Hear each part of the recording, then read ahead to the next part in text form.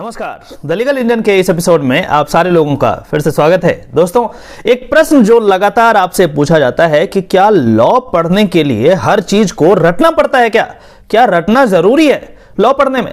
अक्सर ये क्वेश्चन जो है बच्चों के द्वारा पूछा जाता है जो क्लास 12th में है या ग्रेजुएशन के फर्स्ट ईयर में है और वो लॉ में अपना करियर बनाना चाहते हैं, लेकिन उनको डर लगता है कि क्या यहाँ पे रटना पड़ता है और यदि इतना रटना पड़ता है तो कैसे रटेंगे, और ये क्वेश्चन लगातार पूछा जाता है। तो आज मैं कुछ आपको इसके बारे में जरूर बताऊंगा, मैं अपना कुछ एक्सपीरियंस भी आपके साथ जरूर शेयर करूंगा।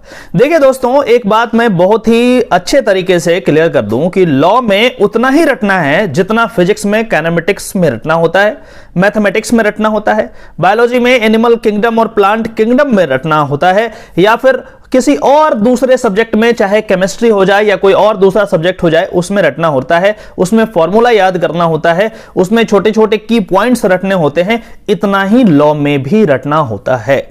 यह बात बिल्कुल गलत है कि लॉ में कुछ ज्यादा रटना होता है और बहुत सारी चीजों को याद करना होता है। कई लोग तो यह कहते हैं कि आपको बहुत सारे सेक्शंस और बहुत सारे एक्ट और बहुत सारे आर्टिकल्स वगैरह याद करने पड़ेंगे।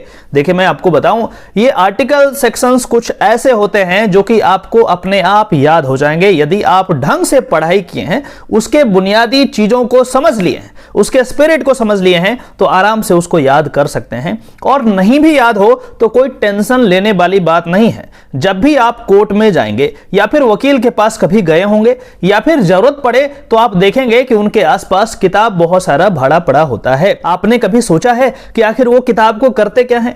एक्चुअली किताब वो रेफरेंस के लिए रखते हैं। वो जब किसी किताब को पढ़ते हैं तो उनको एक आइडिया मिल जाता है कि किताब में आखिर क्या चीज है, और उसके बाद हर सेक्शन को याद नहीं करते। ये पॉसिबल नहीं है, ह्यूमनली इम्पॉसिबल है। तो क्या होता है, उनके पास आइडिया जरूर होता है कि इस किताब में यहां पे ये चीजें मिल जाएगी। जब भी जरूरत पड़ता है तो उस किताब को निकाल करके वहां से उसे देख लिया जाता है।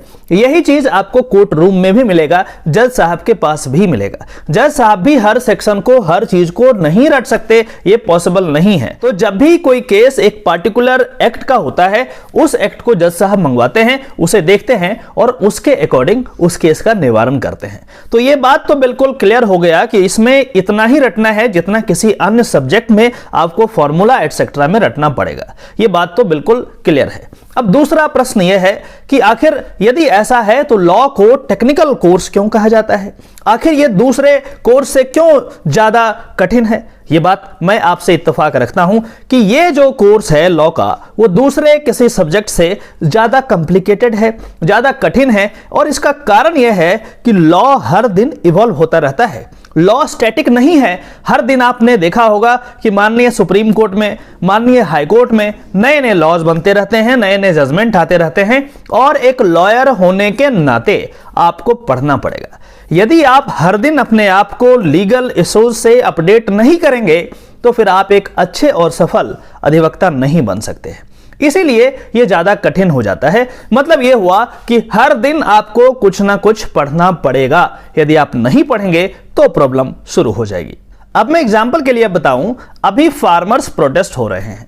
इस फार्मर्स प्रोटेस्ट के पीछे एक लॉयर, एक अधिवक्ता, एक लॉ स्टूडेंट क्या करेगा? उन तमाम 3 फार्म लॉ जो माननीय पार्लियामेंट से पास करे गए हैं उसको पूरा का पूरा पढ़ना पड़ेगा।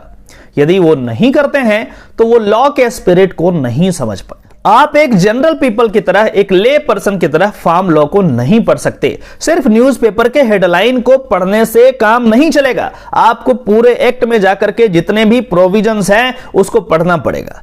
मान के चलिए कि इस पे कोई जजमेंट आता है, या फिर एग्जांपल ले लें, अभी अयोध्या का जजमेंट आया। वो 1000 पेज से ज्यादा का जजमेंट था माननीय सुप्रीम कोर्ट के द्वारा। अब एक नॉर्मल पर्सन जो लॉ से नहीं है, लॉ के फील्ड से नहीं है, वो न्यूज़पेपर के आर्टिकल्स को पढ़ करके काम चला लेंगे, उसके हेडिंग्स को पढ़ के काम चला लेंगे, किसी न्यूज चैनल में जाकर के देख लेंगे और उन्हें ओवरव्यू मिल जाएगा कि आखिर अयोध्या केस में क्या हुआ है। लेकिन एक लॉ स्टूडेंट का, एक लॉयर का, एक एडवोकेट का, एक अधिवक्ता का काम यहां से शुरू होता है। आपको पूरा का पूरा 1000 पेज का जजमेंट पढ़ना पड़ेगा। यदि आप नहीं पढ़ेंगे तो ऑब्वियस सी बात है, आपका जो लीगल एक्यूमेंट है वो धीरे धीरे घटता चला जाएगा और आप एक सफल अधिवक्ता बनने के क्रम में काफी पीछे हटते चले जाएंगे। इसलिए बात सही है कि हर दिन आपको लॉज पढ़ना पड़ेगा और हर दिन ऐसे 50 लॉज बनते हैं कोर्ट्स में और ऑब्वियस सी बात है उसको पढ़ना पड़ेगा। अब अगला क्वेश्चन हो सकता है कि हमारे देश में इतने सारे हाई कोर्ट हैं, 25 हाई कोर्ट के आसपास हैं, एक सुप्रीम कोर्ट है, फिर कितने सारे लोअर कोर्ट्स हैं, कितना पढ़े, क्या जिंदगी भर पढ़ते रह जाए? तो मैं आपको एक सॉल्यूशन देता हूं।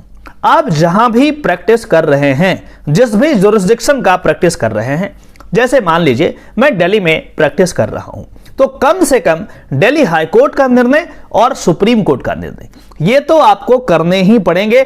बाकी दूसरे अलग अलग हाई कोर्ट्स के कुछ प्रोमिनेंट जजमेंट आते हैं तो पढ़ लीजिए, अदरवाइज ह्यूमनली ये पॉसिबल नहीं हो पाता है पढ़ना, क्योंकि सिलेबस काफी बड़ा है, बहुत सारे जजमेंट हर दिन पास किए जाते हैं, इसलिए ये पूरा का पूरा पढ़ना एक ही दिन में पॉसिबल नहीं हो पाएगा। इसीलिए कम से कम जिस जुरिस्डिक्शन में आप प्रैक्टिस कर रहे हैं उस जुरिस्डिक्शन के हाई कोर्ट का निर्णय और माननीय सुप्रीम कोर्ट का निर्णय हर दिन आपको पढ़ना पड़ेगा।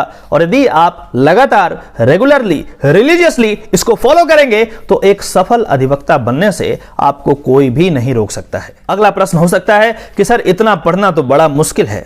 बिल्कुल बात सही है, मुश्किल जरूर है। यदि आप ऐसा नहीं कर पा रहे हैं तो फिर मुश्किल जरूर होगा और इससे अच्छा मैं सलाह दूंगा कि आप किसी दूसरे प्रोफेशन में चले जाएं जहां पे थोड़ा कम पढ़ना है। आप यूपीएससी कर लें, आप सिविल सर्विस कर लें, आईएएस आईपीएस बन जाएं और उसके बाद बनने के बाद पढ़ने लिखने वाली चीज उस तरीके से नहीं चलेगी जैसा एक डॉक्टर को, एक लॉयर को, एक जज को, एक प्रोफेसर को करना पड़ता है। तो यह भी अलग अलग तरीका है, आप देख लीजिए आपको पढ़ने में रुचि है या कोई और काम में रुचि है, उसके अकॉर्डिंग आप निर्णय ले सकते हैं।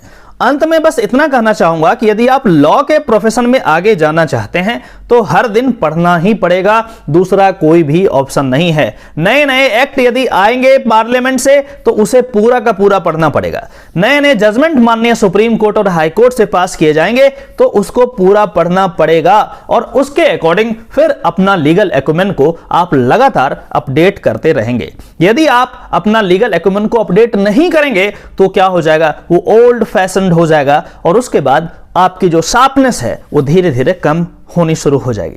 दोस्तों आशा करता हूं कि मेरे द्वारा दी गई जानकारी से आप संतुष्ट होंगे। यदि ये वीडियो आपको पसंद आता है तो आप इसे लाइक करें, इस चैनल को सब्सक्राइब करें और अपने दोस्तों में, अपने रिलेटिव्स में इस वीडियो को जरूर शेयर करें। चलिए फिर से मिलते हैं किसी और टॉपिक में। नमस्कार।